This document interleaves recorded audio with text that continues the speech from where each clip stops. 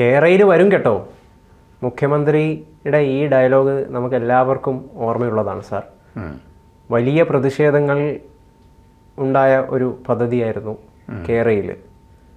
ഇത് എന്ന് വരും, എപ്പോൾ വരും എന്ന് നമുക്കിപ്പോഴും അറിയില്ല. വന്നാൽ തന്നെ ജനങ്ങളിത് അനുവദിക്കുമോ, ഈ നാടിന് ഇത് ഉപകാരപ്രദമാകുമോ എന്നൊന്നും നമുക്കറിയില്ല.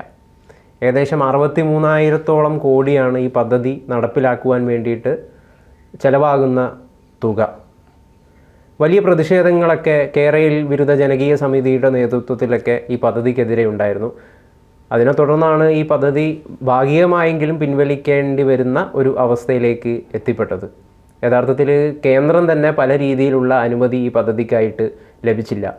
പ്രാഥമികമായിട്ട് ഉയരുന്ന പ്രധാന വിമർശനം, അതായത് പദ്ധതിയുമായി ബന്ധപ്പെട്ടുള്ള പാരിസ്ഥിതിക ആഘാത പഠനം കൃത്യമായി നടത്തിയിട്ടില്ല തുടങ്ങിയവയൊക്കെയായിരുന്നു.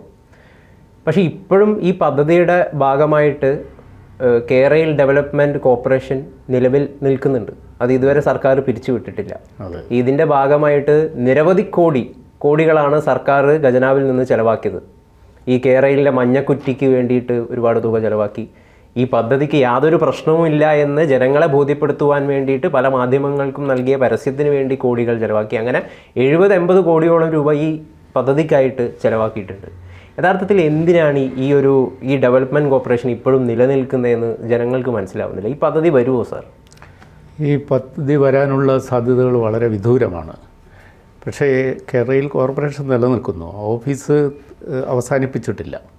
അവർക്ക് ചില കൺസൾട്ടൻസി ജോലികൾ ഗവൺമെൻറ് കൊടുത്തിട്ടുണ്ടെന്നാണ് പറയുന്നത്. ഏതായാലും കേരയിൽ എന്ന പദ്ധതിക്ക് അതിവേഗ റെയിൽപാത ആയിരുന്നുവല്ലോ, സിൽവർ ലൈൻ എന്ന പേരിൽ അറിയപ്പെട്ട ആ പദ്ധതി വിഭാവന ചെയ്തത് 4 വർഷമായി ഈ കേരയിൽ കോർപ്പറേഷൻ നിലവിൽ വന്നിട്ട്. അവരുടെ ആദ്യത്തെ ദൗത്യമായിരുന്നു ലാൻഡ് അക്വിസിഷൻ, ഈ റെയിലിന് വേണ്ടി ഉള്ള ഭൂമി ഏറ്റെടുക്കൽ. അതിന് 11 ജില്ലകളിൽ സബ് ഓഫീസ് തുടങ്ങി. റവന്യൂ ഉദ്യോഗസ്ഥന്മാരെ ഡെപ്യൂട്ടേഷനിൽ നിയമിച്ചു. അവരുടെ ശമ്പളം അല്ലാതെ പുതിയ ആളുകളെ എടുത്ത കേസുമുണ്ട്. ഈ ഉദ്യോഗസ്ഥരുടെ ശമ്പളം ഇനത്തിൽ തന്നെ, അതായത് ലാൻഡ് അക്വിസിഷന് വേണ്ടി നിയോഗിക്കപ്പെട്ട ഉദ്യോഗസ്ഥന്മാരുടെ ശമ്പളം ഇനത്തിൽ തന്നെ 10 കോടി രൂപ ചിലവായി. അതടക്കം ഇതുവരെ കേരയിൽ പദ്ധതി എന്ന പേരിൽ കേരയിൽ കോർപ്പറേഷൻ ചെലവഴിച്ചത് 70 കോടി രൂപയാണെന്നാണ് ഏറ്റവും പുതിയ കണക്ക് പുറത്തു വന്നത്. ഇനിയും ഈ പദ്ധതി യാഥാർത്ഥ്യമാകുമെന്ന് യാതൊരു ഉറപ്പും ആർക്കുമില്ല. എങ്കിലും ഗവൺമെൻറ് ഈ പദ്ധതി ഉപേക്ഷിച്ചിട്ടുമില്ല. കേന്ദ്ര പരിസ്ഥിതി അനുമതി ഇല്ല, കേന്ദ്രത്തിലെ സാങ്കേതിക അനുമതിയില്ല. ഇതിൻ്റെ പ്രായോഗികത, ഈ പദ്ധതിയുടെ പ്രായോഗികതയെ പറ്റിയുള്ള സംശയങ്ങൾ നിലനിൽക്കുന്നു. അപ്പോൾ ഇതിനുള്ള അവശ്യം വേണ്ടുന്ന അനുമതികളൊന്നുമില്ല. പിന്നെ റെയിൽവേ ലൈനിൻ്റെ വളവ് തിരിവ് അതിൻ്റെ 800 ഹെക്ടർ സ്ഥലം ഏറ്റെടുക്കേണ്ടി വരും. മൊത്തം 1000-ഓളം ഹെക്ടർ സ്ഥലമാണ് ഇതിന് വേണ്ടി വരുന്നത്. അപ്പോൾ അതിൽ ഈ റെയിൽവേ ലൈൻ, നിലവിലുള്ള റെയിൽ ലൈൻ തിരുവനന്തപുരം കാസർഗോഡ് ലൈനിൻ്റെ കുറേ ഭൂമി ഏറ്റെടുക്കേണ്ടി വരും. അത് അവർ വിട്ടുകൊടുക്കാൻ തയ്യാറല്ലെന്ന് അറിയിച്ചിട്ടുണ്ട്. കാരണം അവർക്ക് റെയിൽവേക്ക് ഭാവി വികസനത്തിനും പിന്നെ ഭൂമി വേണം. കൂടാതെ ഈ നിലവിലെ റെയിൽവേ ലൈന് ഈ ഭൂമി വിട്ടുകൊടുത്താൽ അതിൻ്റെ നിലനിൽപ്പിന് അത് ദോഷകരമായി ബാധിക്കുമെന്ന് അവരുടെ കണ്ടെത്തൽ. അങ്ങനെ റെയിൽവേയുടെ ഭൂമി കിട്ടില്ലെന്ന് ഉറപ്പായ സ്ഥിതിക്ക് അത്രയും ഭൂമിയും കൂടെ പിന്നിപ്പുറത്ത് വേറെ ഒരു സ്ഥലത്ത്, ഇത് പ്ലാൻ ചെയ്യുന്ന സ്ഥലത്ത് സ്വീകരിക്കണം. അപ്പോൾ അതിനുള്ള സർവേ നടപടികളൊക്കെ നടത്തി നോട്ടിഫിക്കേഷനൊക്കെ ആരംഭിച്ചുവെങ്കിലും അക്വിസിഷൻ നടപടിയിലേക്ക് തിരിയുന്നതിന് മുമ്പ് തന്നെ ഈ സ്ഥലങ്ങളിലൊക്കെ മഞ്ഞക്കല്ല് സ്ഥാപിക്കാൻ, അതായത് ലാൻഡ് ഏറ്റെടുക്കുന്നതിന് മുമ്പ് തന്നെ ശിലാസ്ഥാപനം നടത്താനായിട്ട് തുനിഞ്ഞപ്പോഴാണ് ജനങ്ങളിൽ നിന്ന് വലിയ പ്രതിഷേധം ഉയർന്നത്. നമ്മളന്ന് കണ്ടതാണ്. തെക്ക് വടക്ക് കേരളം മുഴുവൻ സ്ത്രീകളും കുട്ടികളും അടക്കം സമരരംഗത്തിറങ്ങി. ചില ബലപ്രയോഗങ്ങളുണ്ടായി. കോട്ടയം പോലെയുള്ള സ്ഥലത്ത് സ്ത്രീകളെ പോലും ലാത്തി ചാർജ് ചെയ്യുകയും വലിച്ചിഴയ്ക്കുകയും ചെയ്യുന്ന ചിത്രങ്ങളൊക്കെ നമ്മൾ കണ്ട്. കണ്ണൂരുണ്ടായിരുന്നു. പരിസ്ഥിതിവാദികളും സാമൂഹ്യ പ്രവർത്തകരും വീട്ടമ്മമാരും എല്ലാം പ്രായഭേദമന്യേ സമരരംഗത്ത് വന്നു. എന്നിട്ടും ഗവൺമെൻറ്റിൻ്റെ വക്താക്കൾ ഇത് കൊണ്ടുവരിക തന്നെ ചെയ്യും. അങ്ങനെ വരികയാണെങ്കിൽ ആ മരണം വന്നാലും ഇതിനെ ചെറുക്കുമെന്ന് പറഞ്ഞുകൊണ്ട് സമരോത്സുകരായി പ്രതിഷേധവുമായി രംഗത്ത് വന്ന ഒരു വലിയ സംഭവമായിരുന്നു ഇത്. ഒടുവിൽ ഒരു ഗത്യന്തരവുമില്ലാതെ ഗവൺമെൻറ് ആ പദ്ധതിയിൽ നിന്ന് പിൻവാങ്ങി. അന്നേ ഈ പദ്ധതിയെപ്പറ്റി വിഭാവനം ചെയ്തപ്പോഴേ ഇതിൻ്റെ ആലോചനാ ഘട്ടത്തിൽ തന്നെ ആളുകൾ പറഞ്ഞിരുന്നു ഇത് പ്രായോഗികമല്ല. കേരളം പോലെയുള്ള ഒരു പ്രദേശത്തിന് ഇനിയും രണ്ടായി മുറിക്കുന്ന ഒരവസ്ഥാവിശേഷം തെക്കുവടക്ക്. കാരണം 280 കിലോമീറ്റർ എംബാങ്ക്മെന്റ് കെട്ടിക്കൊണ്ടാണ് ഈ പദ്ധതി വരുന്നത്. അതുകൊണ്ടാണ് ഈ രണ്ടായി വിഭജിക്കുന്നത്. പിന്നെ കുറേ കിലോമീറ്റർ ദൂരം ഇത് പില്ലറുകളിലാണ്. ഈ രണ്ടു വശവും മതിൽ പോലെ പിന്നെ ഭിത്തി ഉയർത്തി ഇതിനെ സംരക്ഷിക്കണം. പിന്നെ ഈ തൂണുകൾ ഉണ്ടാക്കണം. പിന്നെ ഈ റെയിൽ പാത നിർമ്മിക്കുന്നതിനുള്ള ഉരുക്ക്, ഇരുമ്പ്, കല്ല് ഇതൊക്കെ കൊണ്ടുവരണം. അപ്പോൾ അതിന് നമ്മളുടെ ഈ കല്ലൊക്കെ കൊണ്ടുവരുന്നത് നമ്മുടെ കിഴക്കൻ മലയോര പ്രദേശത്തു നിന്ന് വലിയ അളവിൽ പാറ പൊട്ടിച്ച് കൊണ്ടുവരണം. അത് സൃഷ്ടിക്കുന്ന പാരിസ്ഥിതിക പ്രശ്നങ്ങൾ വേറെ. ഈ വെള്ളപ്പൊക്കം പോലെയുള്ള പ്രതിഭാസങ്ങൾ അടിക്കടി ഉണ്ടാകുന്ന ഒരു സ്ഥലമാണ് കേരളം. നല്ല മഴക്കാലത്ത് നല്ല മഴ കിട്ടുന്ന, വർഷകാലം മഴ കിട്ടുന്ന സ്ഥലമാണ്. അപ്പോൾ ഈ വെള്ളം ഒഴുകി പോകേണ്ടത് പടിഞ്ഞാറ് അറേബ്യൻ കടലിലേക്കാണ്. അപ്പോൾ ആ നദികൾ ഒക്കെ അടയും ഈ റെയിൽ വന്നാൽ. പാതകൾ ഇപ്പോൾ നിലവിലുള്ള നാഷണൽ ഹൈവേ തുടങ്ങിയ പാതകളിലേക്ക് പോകേണ്ടവർ, ഈ ഉൾനാടുകളിലേക്ക് അങ്ങോട്ടും ഇങ്ങോട്ടും യാത്ര ചെയ്യേണ്ടവർ ഇതൊക്കെ കുറുകെ മുറിക്കും. അപ്പോൾ ഇതിനൊക്കെ ഇടപാതകൾ നിർമ്മിച്ചു കൊടുക്കണം, പാലങ്ങൾ ഉണ്ടാക്കി കൊടുക്കണം.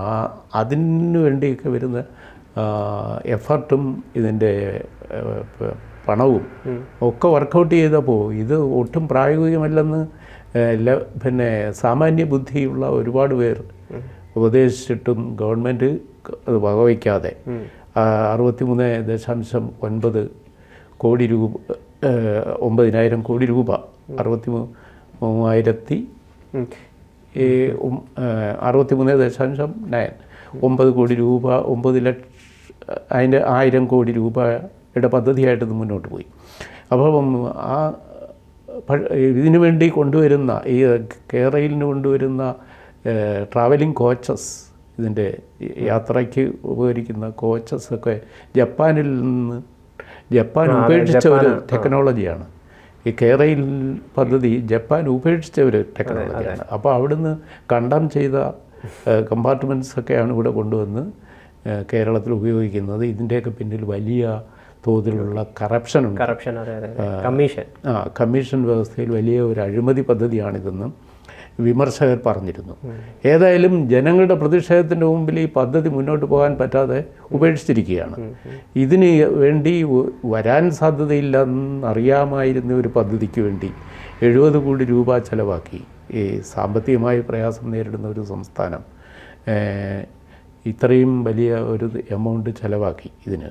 എന്നിട്ടും ഇപ്പോഴും എന്നെങ്കിലും കേന്ദ്ര ഗവൺമെൻറ്റിൽ സമ്മർദ്ദം ചെലുത്തി ആവശ്യമായ അനുമതികൾ വാങ്ങും, ഇത് യാഥാർത്ഥ്യമാകുമെന്ന് ഗവൺമെൻറ്റിൻ്റെ ആളുകൾ വെറുതെയെങ്കിലും ഇപ്പോഴും പറഞ്ഞുകൊണ്ടിരിക്കുന്നു. അതാണ് ഇതിൻ്റെ നിലവിലെ അവസ്ഥ. ഇപ്പോൾ കേന്ദ്ര സർക്കാരിൻ്റെ സിൽവർ ലൈൻ പ്രൊജക്റ്റിൻ്റെ ഭാഗമായിട്ടുള്ളൊരു പദ്ധതിയാണ് ഈ കേരളയിൽ സെമി ഹൈറ്റ് സ്പീൻ കോറിഡോർ പദ്ധതി. അതെ.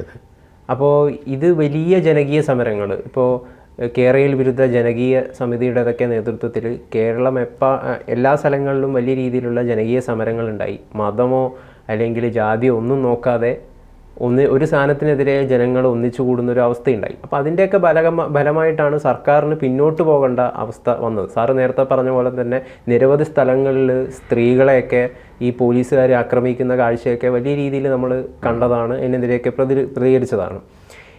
4 മണിക്കൂർ കൊണ്ട് കേരളത്തിൻ്റെ അങ്ങേയറ്റത്ത് നിന്ന് ഇങ്ങേയറ്റത്ത് തിരുവനന്തപുരം മുതൽ കാസർഗോഡ് വരെ എത്താൻ സാധിക്കുമെന്നുള്ളൊരു മോഹന വാഗ്ദാനമാണ് ഈ പദ്ധതി മുന്നോട്ട് വയ്ക്കുന്നത്.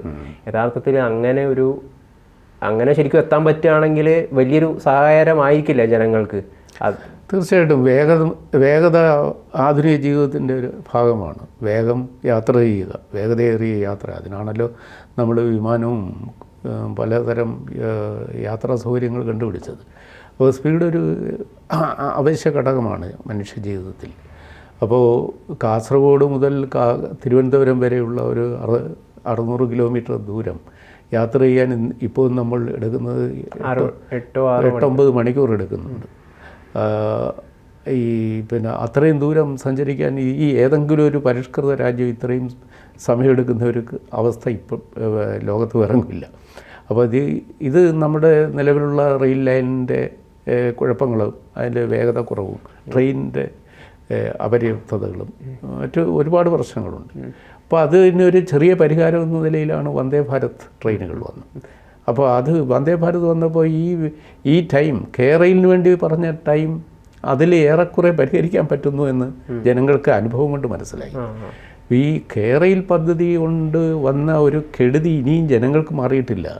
കാരണം ഇതിനായി അടയാളപ്പെടുത്തിയ സ്ഥലങ്ങൾക്ക് ഉപയോഗം പറ്റുന്നില്ല.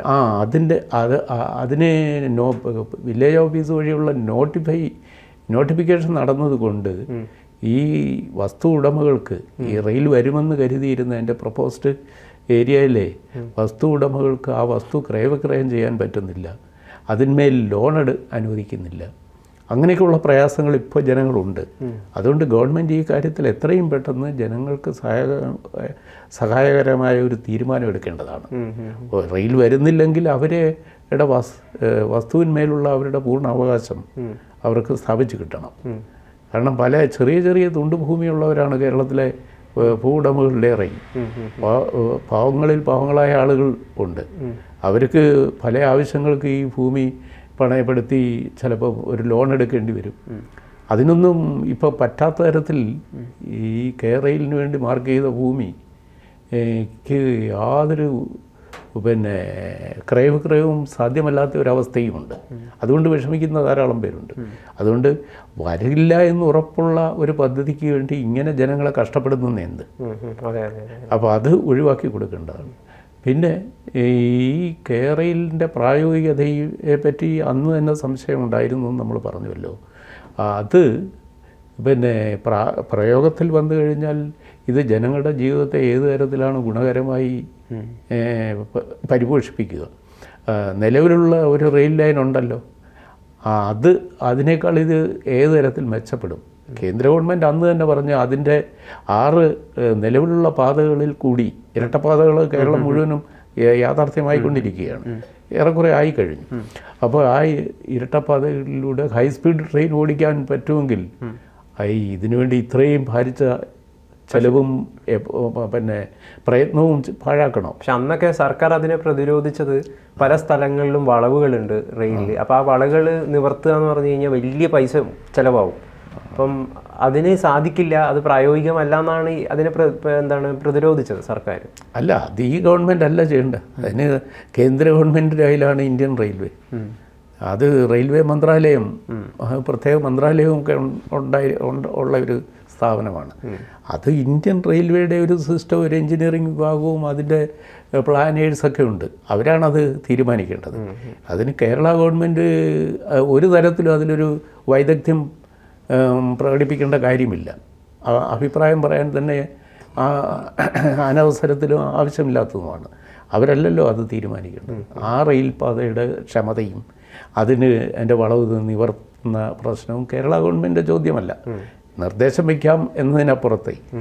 പക്ഷേ അത് കേരളയിൽ വരുന്നതിനൊരു ന്യായമായ അങ്ങനെ പറഞ്ഞിട്ട് സംസ്ഥാന സെക്രട്ടറി എം വി ഗോവിന്ദന്റെ ഒരു കമന്റ് വലിയ രീതിയിൽ ട്രോളാക്കപ്പെട്ടിട്ടുണ്ട്. അതായത് ഷൊർണൂരിൽ നിന്ന് കൂറ്റനാടേക്ക് അപ്പം വിറ്റിട്ട് വരാം എന്നൊക്കെ ഉള്ളത്. അല്ല, അങ്ങനെ പല അബദ്ധങ്ങളും പല നേതാക്കളും പറഞ്ഞു. വേറൊരു നേതാവ്, ഒരു വിവാദപുരുഷനായ ഒരു നേതാവ് പറഞ്ഞത് കേരളയിൽ വന്നു കഴിഞ്ഞാൽ കേരളത്തിൻ്റെ ആകാശത്തൂടെ പിന്നെ വിമാനങ്ങളുടെ ചീറിപ്പായലായിരിക്കും എന്ന്. എന്തായി പറയുന്നതെന്ന് പോലും ബോധമില്ലാതെ എന്തൊക്കെയോ വായിൽ വന്നത് കോതയ്ക്ക് പാട്ട്. അതുമാത്രമല്ല, സാധാരണ സർക്കാരിൻ്റെ സേവകരായി ഉള്ള സാംസ്കാരിക പ്രവർത്തകർ വരെ ഇതിനെതിരെ രംഗത്ത് വന്നു. ഇപ്പോൾ റഫീഖ് അഹമ്മദ് ഒരു കവിത എഴുതി, ഹേ കെ എന്ന് പറഞ്ഞിട്ടൊരു കവിത എഴുതി. വലിയ രീതിയിൽ അദ്ദേഹം സോഷ്യൽ മീഡിയയിൽ സൈബർ കമ്മികളിൽ നിന്ന് വ്യാപകമായ ആക്രമണം നേരിട്ടു. ഇങ്ങനെയുള്ള കുറേ സംഭവങ്ങൾ ഉണ്ടായിട്ടുണ്ട്. യഥാർത്ഥത്തിൽ ഈ നമ്മളെ ഇപ്പോഴത്തെ ട്രെയിനുകൾ, പല ട്രെയിനുകളും 6 മണിക്കൂർ കൊണ്ടൊക്കെ തിരുവനന്തപുരത്ത് നിന്ന് കാസർഗോഡേക്ക് എത്താൻ പറ്റുന്ന പല ട്രെയിനുകളുമുണ്ട്, സ്റ്റോപ്പുകൾ കുറവുള്ള ട്രെയിനുകൾ. ഇത് കുറച്ചും കൂടി മെച്ചപ്പെടുത്തി കഴിഞ്ഞ് കഴിഞ്ഞാൽ, സ്റ്റോപ്പുകൾ കുറച്ചും കൂടി മെച്ചപ്പെടുത്തുകയും സ്പീഡ് കുറച്ചും കൂടി കൂട്ടുകയും കഴിഞ്ഞാൽ ഒരു 4 മണിക്കൂർ 5 മണിക്കൂർ കൊണ്ട് നമുക്ക് നിലവിലും തിരുവനന്തപുരത്ത് നിന്ന് കാസർഗോഡൊക്കെ എത്താൻ പറ്റുന്ന സാഹചര്യം ഇല്ല ഇപ്പോഴും. ഉണ്ട്.